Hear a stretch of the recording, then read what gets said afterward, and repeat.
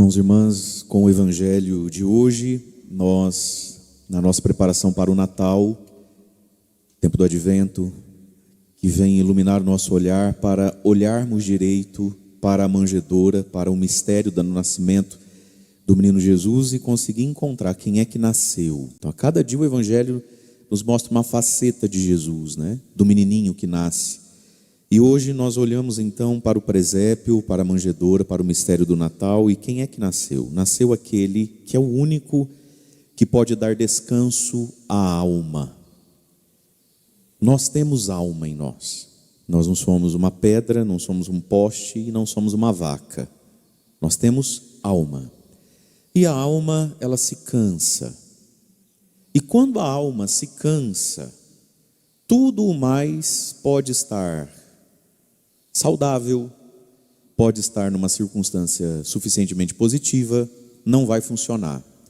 O segredo da vida é a condição da nossa alma, é como está a nossa alma. E é por isso que no Evangelho de hoje, então, Jesus, determinada feita, olhou para a multidão toda, e aí não só para os discípulos. Algumas coisas o Evangelho diz, Jesus disse aos discípulos, e Jesus disse à multidão, e Jesus disse aos fariseus, Estando em casa, Jesus disse aos discípulos. O Evangelho de hoje não é só para os discípulos, é para todo mundo que estava ouvindo, para a multidão, dos distantes, dos desinteressados, enfim. E Jesus diz a todos: vinde a mim todos vós que estáis cansados e fatigados, extenuados debaixo dos vossos fardos, eu vos darei descanso. E veja, meus queridos, muitos dos nossos fardos e cansaços foi a gente mesmo que criou. A nossa falta de sabedoria, a nossa falta de maturidade produz muita encrenca para a nossa vida. Se a gente olhar bem para a nossa vida e para aquilo que está fazendo a gente assim, soltar aquelas frases do ai, que vontade de sumir. De onde é que vem essa vontade de sumir? E aí se a gente pegar assim com muita humildade a nossa vida, colocar lá na ponta do lápis, a gente vai ver que a nossa vida é muito boa. Essa é que é a verdade. E que sim, nós temos assuntos em aberto, nós temos assuntos que se a gente não cuidar vai dar ruim, A gente tem nossas cruzes, mas convenhamos, meus irmãos, tá bom, hein? Tá bom, hein? Você quer vida pesada? Amigo. Como diz o outro, tá ruim, mas tá bom, Nosso problema é a nossa alma, Mas olhando para tudo isso que às vezes nos deixa assim, com a língua de fora na existência, na caminhada da fé, convenhamos, a gente plantou, A gente plantou. Convenhamos, a gente tem plantado muito cansaço. A gente tem plantado muito vento, e como diz a Bíblia que você não lê, quem planta vento colherá tempestade, vendaval. A gente plantou por falta de uma sabedoria que vem do Evangelho. Mas antes mesmo da sabedoria, Jesus se compadece e diz: então vem a mim. Aprenda a ler o seu cansaço, aprenda a ler a sua revolta, aprenda a ler a sua frustração. A gente precisa levar a sério aquilo que a gente diz ou pensa quando está muito cansado, quando está muito irado, quando está muito bravo. Essas coisas dizem alguma coisa. O povo diz com sabedoria assim: bêbado não mente. Verdade, não é? Bêbado é inconveniente, mas ele não mente. Bêbado não mente. A cachaça entra, a verdade sai. Não é assim? E se a gente olhar para a nossa vida, a gente tem que aprender a ouvir as nossas dores. Aprender a ouvir essa vontade que às vezes nos dá de sumir, de dormir e não acordar, de se suicidar, de morrer, de trocar de religião. É ou não é verdade? Às vezes a gente tem que aprender a ouvir com abertura de coração aquilo que a esposa ou o esposo falou no momento da raiva. Não, amor, desculpa, é que eu estava bravo. Ok, estava bravo, mas bêbado não mente. Entende isso? E aí Jesus está nos convidando. Primeira coisa, perceba seu próprio cansaço, perceba a sua própria dor. Jesus não está colocando aqui a misericórdia na condição de se você for bom, você não, já é cansado mesmo, é o convite para o cansado. O problema, minha gente, é que a gente anda cansado, a nossa alma está esmigalhada, mas a gente foge disso tomando remédio, a gente foge disso assistindo outro episódio da Netflix, a gente foge disso indo para o Instagram, a gente foge disso indo ver atualização de status de WhatsApp da vida alheia, a gente foge disso pedindo mais uma cerveja, a gente foge disso indo para a casa da sogra, de chegando lá 10 da manhã, indo embora 9 da noite, amanhã segunda-feira tem que trabalhar, a gente foge do próprio cansaço. Escutar o próprio cansaço, não para se vitimizar, pobre de mim, escutar o próprio cansaço, não para arrumar um culpado para ele, se não fosse você, minha vida, escutar o cansaço para ir até Jesus. Jesus está dizendo: vem a mim todos vós que estáis cansados, e fatigados, né, com tantos fardos, eu vos darei descanso. Aí a primeira leitura que nós ouvimos, o profeta Isaías, capítulo 40, versículos de 25 a 31, é um grande convite a essa misericórdia também, e vai dizendo, né, de quem Deus é, daquilo que Deus faz. E aí Deus pergunta: com quem haveis de me comparar? A quem seria eu igual? Levantai os olhos, vede, quem foi que criou tudo isso? Quem foi que chamou e chama as estrelas pelo nome? Tal é a minha grandeza, tal é a minha misericórdia, tal é o meu poder. E veja, meus irmãos, Deus é paciência, Deus é misericórdia e bondade conosco, mesmo antes da gente se converter. Aí o Salmo, né, diz: bendize a minha alma ao Senhor, é uma gratidão, e todo o meu ser seu santo nome. Bendize a minha alma ao Senhor e não te esqueça de nenhum dos teus favores. É Davi fazendo uma memória da própria vida aqui. Aí Davi vai dizer assim: por que bendizer? Por que não se esquecer de Deus nem um segundo? Como gratidão, como louvor. Ele continua dizendo, versículo 3 do Salmo 102: pois Ele, Deus, Ele te perdoa toda a culpa, Ele cura a tua enfermidade, Ele salva a tua vida da sepultura, te cerca de carinho e compaixão. E meus irmãos, quando é que Deus começa a ser isso com você e comigo? Já lá quando estamos no pecado, já lá quando a gente nem lembra que Ele existe. Todo ser humano experimenta isso. E talvez, sobretudo, o pecador está experimentando isso. Não sei se está reconhecendo isso. Porque aí o Salmo continua dizendo: o Senhor é indulgente, é favorável, é paciente, é bondoso e compassivo. Quando é que Deus é comigo? Indulgente, favorável, paciente, bondoso e compassivo? Quando eu me converto? Depois que eu me converto? Já antes. Gente, se tem alguém que está provando que Deus é indulgente, favorável, paciente, bondoso, compassivo, é quem vive sem Deus. O que Deus tem sido com esse povo que vive sem Ele? Se não indulgente, favorável, paciente, bondoso, compassivo. Esse é o nosso Deus. E a conversão, o encontro com Jesus, é na verdade aquilo que nos descortina uma realidade que a gente não estava enxergando. Quando você teve lá o seu primeiro encontro pessoal com Jesus, por que você chorou tanto? Por que você se emocionou tanto? Por que aquilo te marcou tanto? Porque você enxergou tudo que Deus pode ser para você, se você... Não, porque você enxergou tudo que Deus estava sendo desde o dia que você foi concebido dentro da barriga da sua mãe, e você nunca enxergou. É por isso que Paulo diz: o amor de Cristo nos constrange. Por que nos constrange? Porque em determinado momento da minha vida caem as escamas dos meus olhos, e eu experimento e percebo na inteligência, no afeto, em tudo de mim: meu Deus, Ele é indulgente, é favorável, como Ele é bom, como Ele é compassivo com essa praga velha que sou eu. É aí que caem as escamas dos olhos. Portanto, indulgência, favorável, paciência, bondade, compassivo é o que Deus é com todo ser humano. Ah, bom, padre, então para que ser bom? Para que se converter se Deus é assim com todo mundo? Para que aquilo que Deus é frutifique. O fato de Deus ser isso não necessariamente tem abençoado a vida de muita gente. É por isso que vem o convite: vinde a mim. E aí o evangelho é o coração compassivo de Jesus para cada um de nós. Vem a mim você que está cansado. Mas aqui tem um detalhezinho, né? Quando a gente está cansado, a gente quer ir em algum lugar? Quando a gente está cansado, a gente quer deitar e ficar ali. Quando a gente está cansado, a gente não quer ir nem na geladeira. A gente não quer ir nem resolver a fome. A gente pede no celular, porque eu estou cansado. Quando a gente está cansado, a gente quer deitar. Quando a gente está cansado, a gente não quer se mexer. E Jesus diz: você está cansado? Fica aí que eu já estou indo. Não. Está cansado? Vem para mim.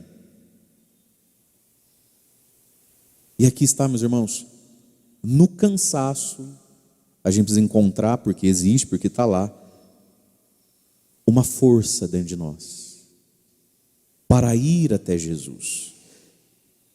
Ontem eu estava pensando, bobeira minha, mas eu vou partilhar com vocês. Como as pessoas gostam de culpar as outras, né?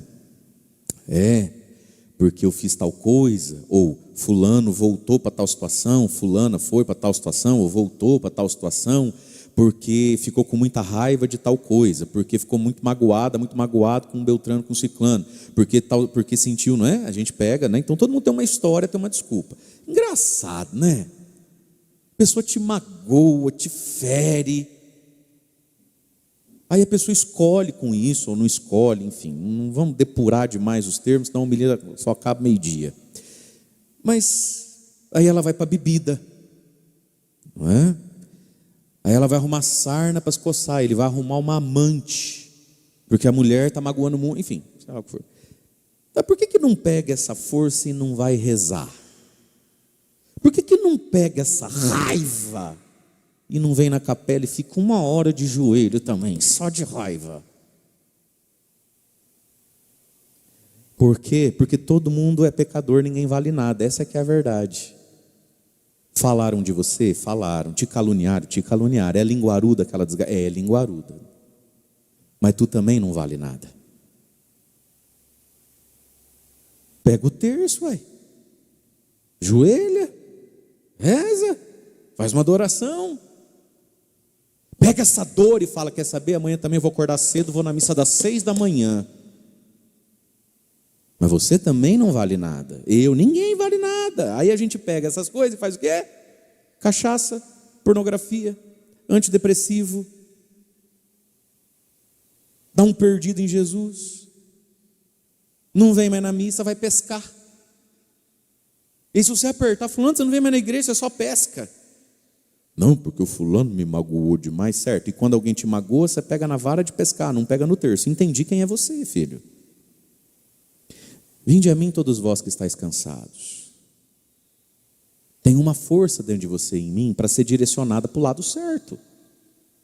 Para onde é que nós vamos quando a gente está cansado, magoado, revoltado, frustrado, desesperado?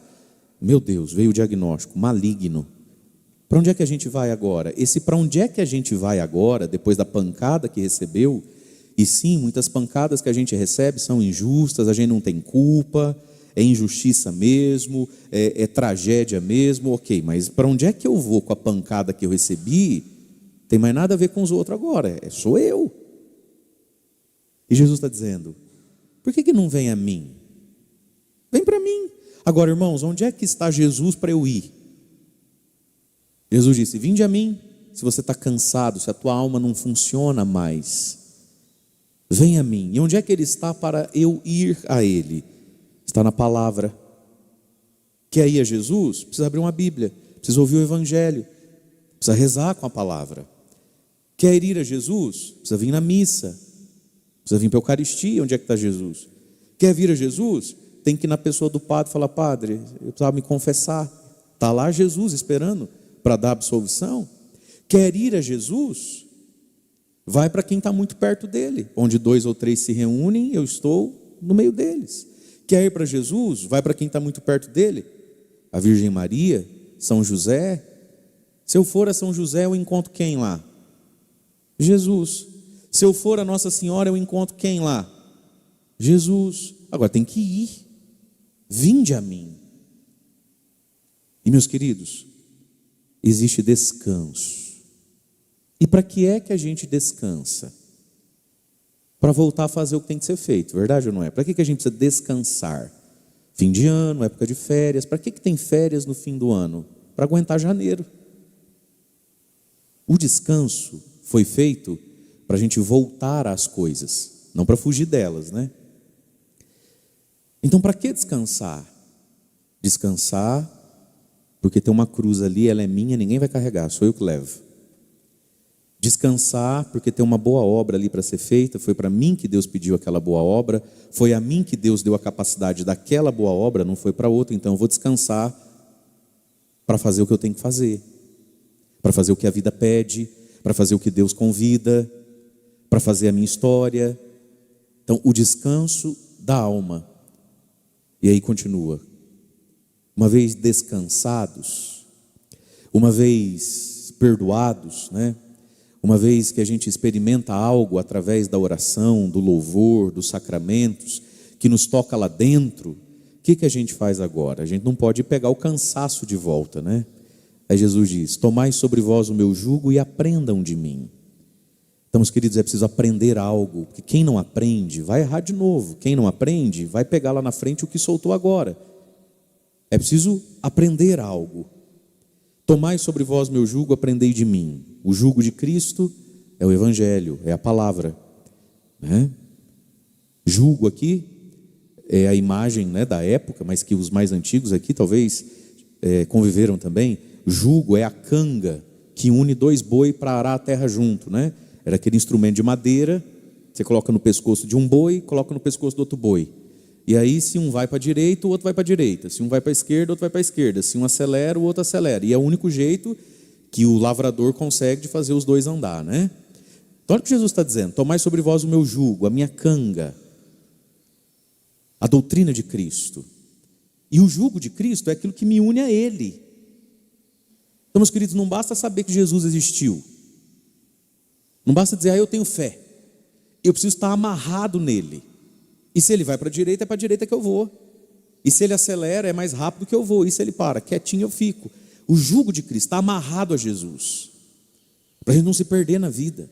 E Jesus está dizendo: toma sobre vós a canga, põe no ombro aí, e vamos arar a terra da vida junto, anda comigo. E se eu for, você vai. Tomai sobre vós o meu jugo, o Evangelho, a doutrina de Jesus, a palavra de Cristo, e aprendam de mim. E tem duas coisas aqui que Jesus falou que a gente precisa aprender. E se a gente aprender, a gente descansa. E se a gente não aprende, a gente se cansa por não saber.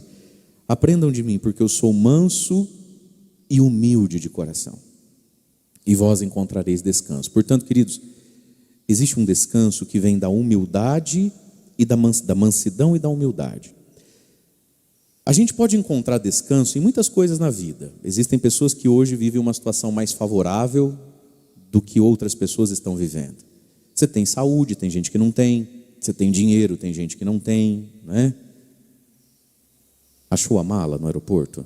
Não chegou a mala de vocês. Tem gente que tem mala, tem roupa para trocar no hotel, vocês não têm, né? Então, aí, viu só? Situação mais desfavorável, né?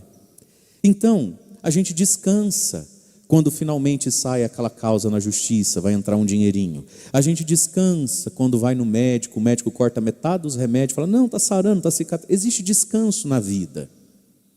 Mas, meus irmãos, existe um descanso que só vem, só tem quem é manso e humilde de coração.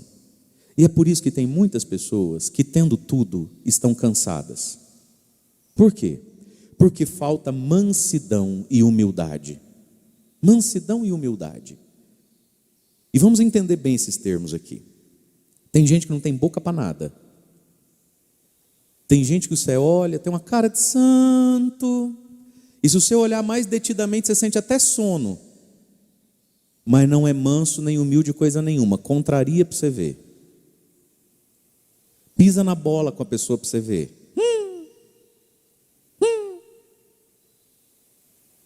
Algumas virtudes, elas têm o seu estereótipo, né? Então, quando a gente pensa mansidão e humildade, sim, tem gente que visivelmente é manso e humilde mesmo, mas nem tudo que reluz é ouro. Não é assim? Por fora, bela viola, por dentro, pão bolorento. Veja, queridos, a gente confunde muitas coisas. E o que tem de gente que você acha que é manso e humilde, que tem cara de coitado, fala baixo, você não escuta, você fala: oi, desculpa, não ouvi o que você falou? Aí você começa a achar que ele é manso e humilde. Manso e humilde é o cão de ruim. Mimizento. Mas olha o que Jesus está dizendo: mansidão e humildade com a vida, com as coisas. Então vamos lá de novo. Às vezes está tudo certo, às vezes está tudo se encaminhando, às vezes está tudo sendo superado, passo a passo, pouco a pouco. E de onde é que vem tanto cansaço em nós? É porque a gente não é manso, a gente é muito bravo. A gente é muito revoltado com a realidade. A gente está sempre pronto para usar de força contra o outro. A gente está sempre pronto para requerer os nossos direitos e esfregar na cara de alguém as nossas insatisfações. Mansidão. O que é manso? Manso é aquele que não usa toda a força que tem. Esse é o manso. Manso é aquele que dosa a força que tem e usa de pouca força, podendo usar muita. Não é porque ele não tem força. Mansidão. O sujeito chega em casa mais cedo, abre a porta do quarto e vê algo triste. Está lá ela com outro, certo? Na boca do povo ele é um manso. Por que o povo fala que ele é um nananana manso? Porque o sujeito fala assim: fosse eu, matava tudo. Mulher minha, eu matava. Fosse eu, matava. O que é manso? Você acha que ele não matou porque ele não sabe? Manso é aquele que, podendo causar uma tragédia, podendo quebrar no meio, podendo falar uma palavra que nunca mais vai ter conserto, podendo fazer um gesto físico que destrói o outro, ele dosa a força dele. Mansidão. Você precisa ter mansidão para corrigir seus filhos. Não é assim? Você já falou uma vez, já falou 2 vezes, falou 3 vezes, você já está nervoso, você já está não sei o quê, você está brava, você está com cólica. E vem a outra e fala: ô mãe, você já... Filha, calma só um pouco, aquilo vai... E até para corrigir você precisa de mansidão, porque senão você mata, você quebra, você machuca. Não é assim? Mansidão, saber dosar a força, saber dosar a ira, a revolta contra a realidade. E se tudo estiver bem e eu não souber ser manso, eu canso a minha alma.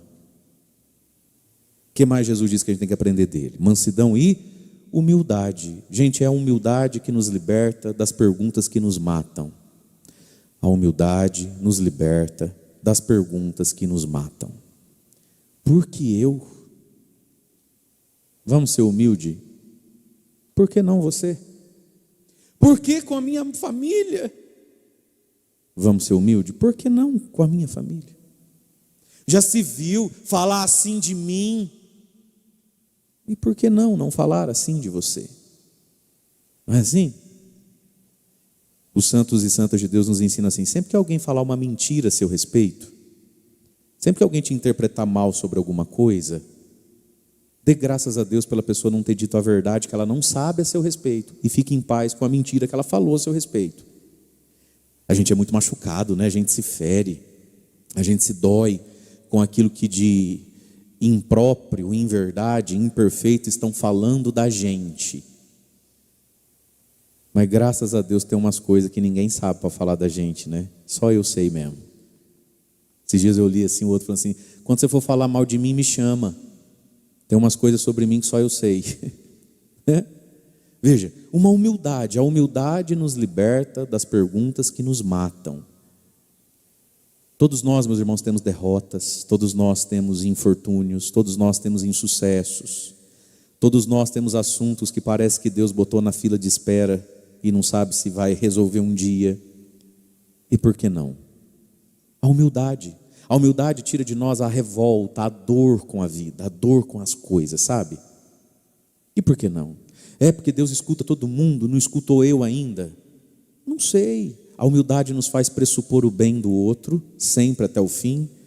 A humildade faz a gente apostar que pode ser algo que eu ainda não sei. A humildade nos liberta das perguntas que nos matam.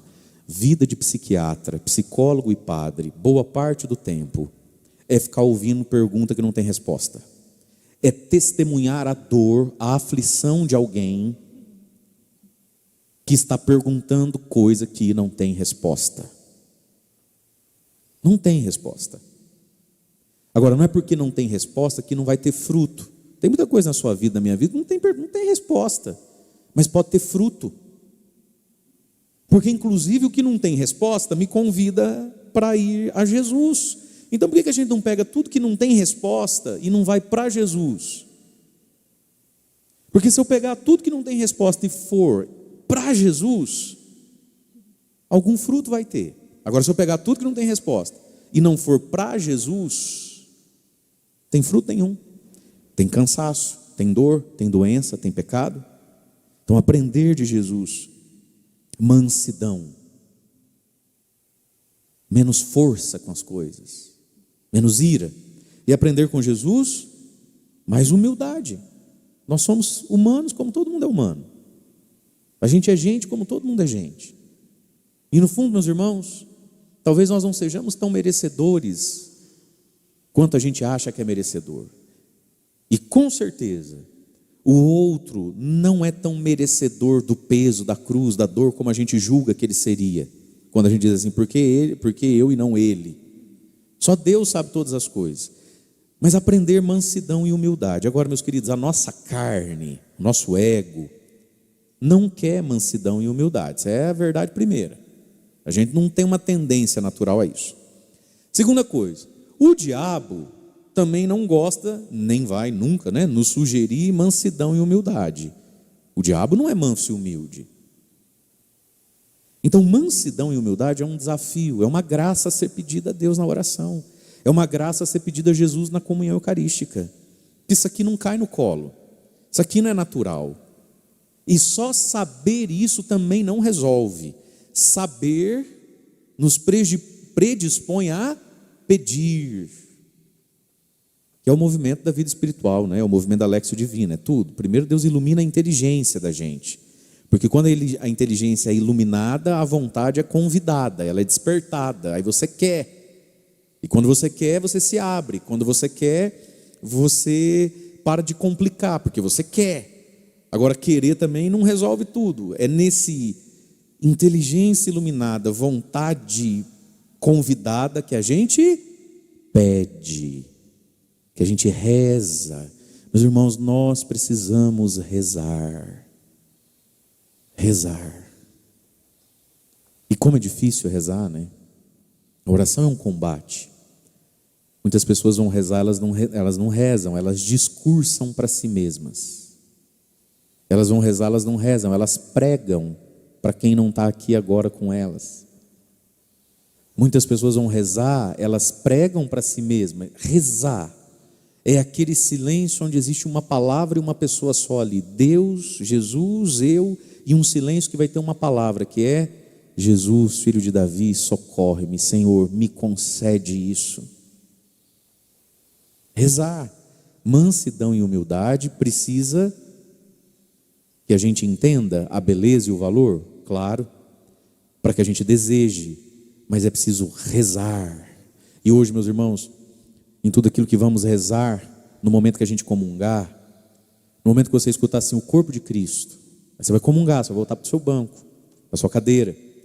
Daqui a pouquinho a gente vai cantar São José, fazer a ladainha. E com tantas coisas que a gente tem para pedir, quer pedir, e peçamos, mas peçamos lá de dentro: Senhor, me faz manso e humilde de coração. Porque mansidão e humildade descansam a alma. E alma descansada produz uma pessoa ativa, produtiva, corajosa. Uma pessoa que é verdadeiramente mansa e humilde por virtude, ela não é preguiçosa, ela não é boba, ela não é alheia que a casa está pegando fogo. É justamente o contrário. Mas mansidão e humildade, meus irmãos, a gente recebe de Deus, a gente aprende de Deus, porque não é o que a nossa carne quer sozinha, não é nem o que o diabo está oferecendo. Então onde é que nós vamos encontrar isso? Em Deus. E vós encontrareis descanso, alívio, energia para a vida, para as coisas, para as cruzes que a gente tem.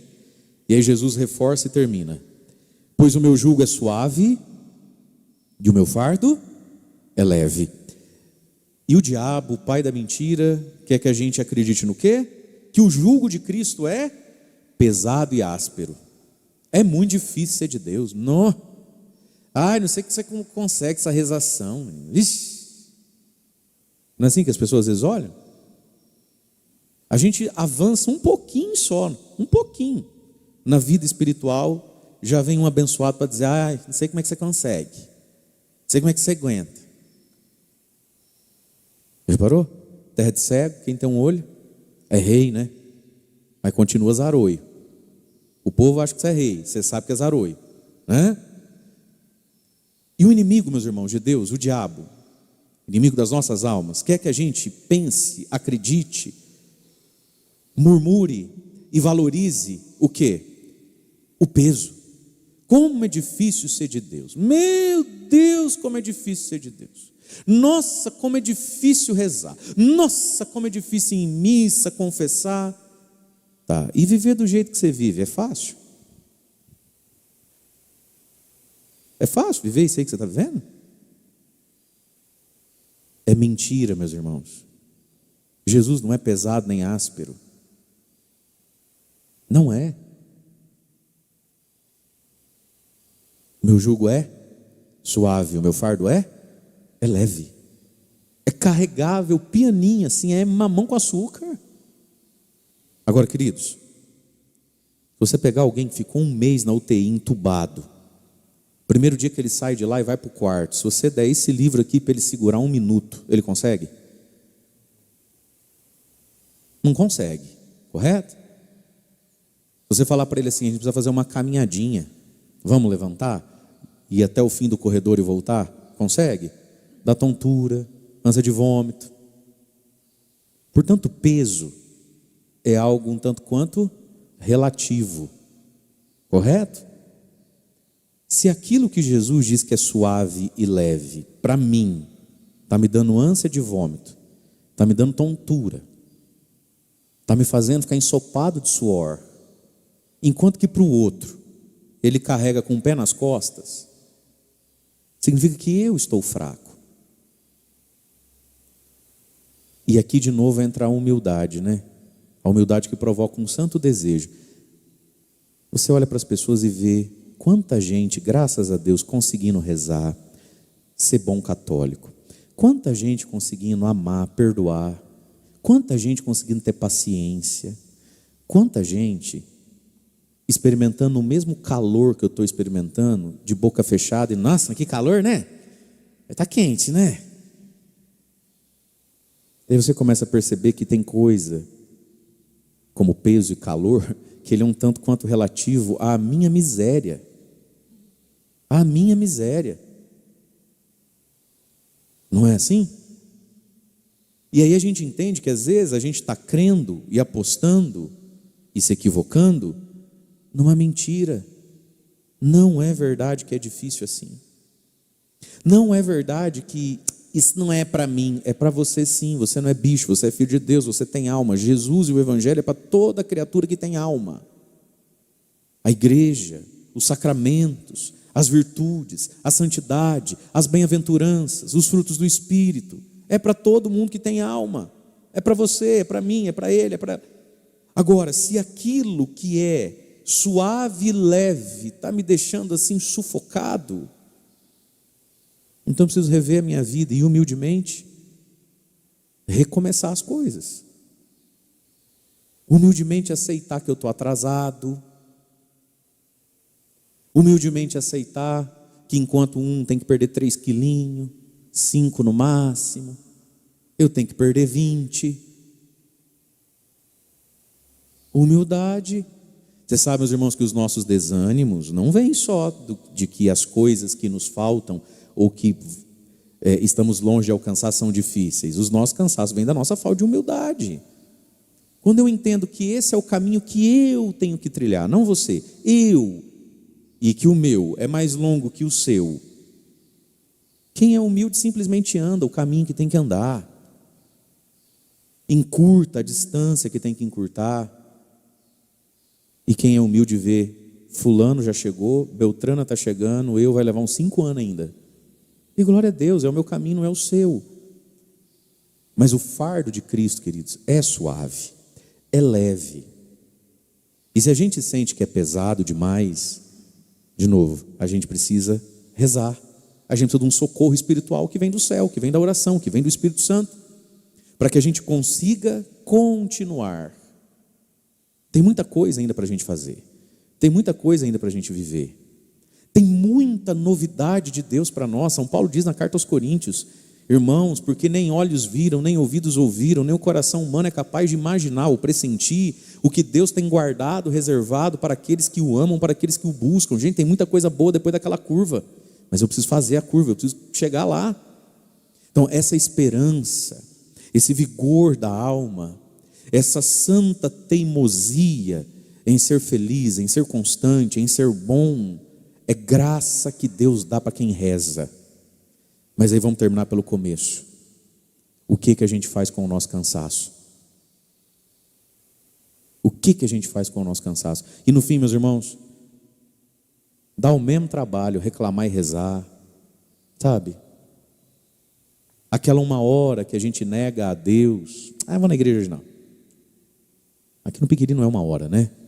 A gente sabe.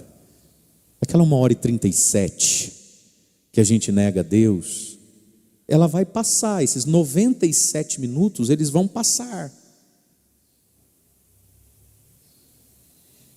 E a gente escolhe se vai passar esparramado no sofá, zapeando o canal, ou se passa vindo numa missa. No fundo, dá o mesmo trabalho. Então vamos pegar o nosso cansaço, vamos ouvir o que ele diz e vamos levar para o lugar certo e, sobretudo, para a pessoa certa, que é Cristo, né? Que nos convida a caminhar sem tantos pesos, sem tantos fardos, sem tantas malas, sem tantas bagagens. A vida pode ser mais leve, meus irmãos, com Jesus, com Cristo, se Ele consertar as nossas almas. E não duvidemos que a respeito desse assunto do Evangelho de hoje, Jesus e São José com certeza tiveram altas conversas ao longo da vida, né? O que será que São José e Jesus conversavam enquanto trabalhavam juntos, enquanto almoçavam juntos, enquanto viam o Palmeiras fazer aquela vergonha que fez domingo à tarde, né? Eu fico imaginando Jesus e São José sentadinho no sofá. O que eles conversavam? Acho que muita gente imagina que São José e Jesus ficavam olhando para o céu, os olhos esbugalhados, envoltos numa nuvem. Eu não duvido que certos arrebatamentos devam ter acontecido na família de Nazaré, porque isso aconteceu com os santos e santas de Deus de vez em quando, né? De dar uma flutuada, não sei o quê. Mas, queridos, com certeza a Sagrada Família, com certeza José e Jesus tinham altas conversas, altos papos, conversa boa, conversa santa. E não duvidemos que muito do que Jesus falou para a multidão, falou para os discípulos, por primeiro ele ouviu, por primeiro ele conversou, partilhou, dividiu e somou na mesa, com o pai e com a mãe que teve, com a família, com o cotidiano. Então quando a gente escuta essas palavras do Evangelho, quando a gente vê um Jesus nos convidando à mansidão, à humildade, não duvidemos que ele não tenha aprendido isso de São José. E que talvez não foi nas conversas que teve com o pai, com a Virgem Maria em casa, enquanto almoça, enquanto faz as coisas, que eles, enquanto falavam, refletiam sobre a vida, sobre as coisas. E aqui, prometo que termina aqui. Algo muito importante para a nossa vida, meus irmãos, as nossas conversas. Que a gente vem na igreja, o padre só não fala o nosso CPF, não é na verdade?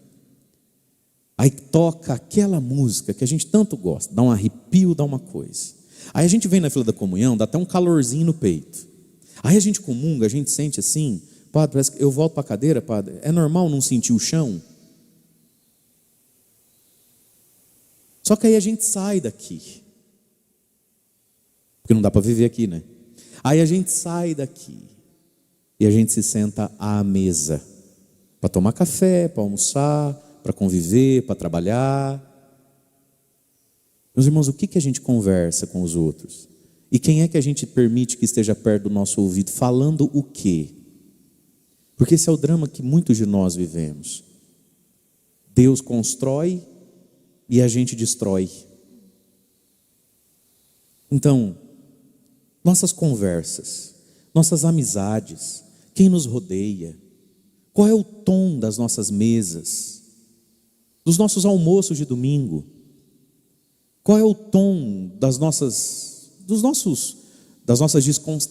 quando a gente vai se descontrair, por exemplo, a gente tem perto, a gente alimenta, a gente argumenta mansidão, humildade, ou a gente está rodeado de gente irada, azeda, amarga, polêmica, raivosa, vingativa, deprimida, pessimista, invejosa, caluniadora. E quantas vezes você já não saiu de uma missa, curado e liberto, e foi para o colo de quem ia te escravizar de novo com as palavras que falam? É por isso, meus irmãos, que quem de verdade amadurece espiritualmente já não faz mais tanta questão dos outros, a não ser para praticar caridade, para dar bom conselho e para fazer missão. É sério, você vai ficando um pouco mais maduro, mais suprido pelo Espírito Santo. Olha, o outro não faz falta nenhuma. Você não fica indiferente ao outro, você se compadece, você entende, você está tudo certo. Mas essa necessidade que você tem do outro, isso é falta do Espírito Santo. Isso é falta do Espírito Santo. Porque a verdade é que tem gente que o mesmo tanto que ela gosta da homilia do Padre Mário, esse padre fala, né? O seu problema é que você gosta de todo mundo que fala. Você gosta do Padre Mário porque ele fala. Daqui a pouco você gosta da tua sogra que também fala, tudo a vez do que eu falo. Você gosta de quem fala. Você gosta do outro. Parece que tem que ter alguém do lado. E isso é falta do Espírito Santo. Nós somos edificados por quem, temos quem, valorizamos quem, e nos distanciamos de quem não quem. Nós temos quem nos edifica na mansidão, na humildade. Porque se não temos, meus irmãos, a gente precisa tomar cuidado. E não pensemos que Jesus ensinou o que ensinou só porque era Deus, e não imaginemos que a Sagrada Família vivia flutuando dessa altura do céu, envolto numa nuvem. É por isso que a gente venera os santos e santas de Deus, pela sua humanidade santificada, e é por isso que a gente venera, por exemplo, São José. São José foi pai de Jesus. E o que um pai faz? Paga a conta. Para isso tinha carpintaria, né? O que mais um pai faz? Só paga a conta, porque talvez tristemente, meus irmãos, a experiência que muitas pessoas fazem de um homem na sua vida, do pai, seja o homem que ou não estava lá, ou estava lá só pagando a conta. Talvez com tristeza, muitas pessoas não experimentaram a figura paterna como alguém que mais do que pagou a conta, como alguém que ensinou, como alguém que lapidou, como alguém que pôs nota de rodapé. Quando você bota uma foto no Instagram, você não tem que colocar uma legenda para explicar o que é aquela foto. E essa é uma função muito paterna. Essa é uma função do pai. Por legenda, por texto nos fatos, explicar os fatos, ressignificar os fatos. E não duvidemos que São José foi isso. Porque foi justo, diz a Bíblia, né? Que ele foi justo, Deus falava com ele até em sonho. Então, meus irmãos, não duvidemos, as coisas que Jesus falou, por primeiro foram divididas, partilhadas, lapidadas, bem compreendidas, aprofundadas, à mesa com seu pai José. São José, com certeza, conhecia e sabia ensinar o que fosse mansidão e humildade. São José foi manso diante do drama de Maria estar grávida e o filho não ser dele. Ele foi manso. Ele não usou de toda força e precipitação. Ainda bem que foi manso, né? São José usou de humildade diante do fato de que a vida dele ia ser diferente da vida de todas as vidas dos amigos e companheiros dele, da mesma idade dele. Foi humilde diante do fato de que, mesmo tendo dado tanto a Deus, o filho vai nascer sem berço, mesmo tendo se dedicado tanto a Deus, vai ter que descer para o Egito e passar 3, 5 anos de apuro e pobreza. A humildade de José, a mansidão de São José.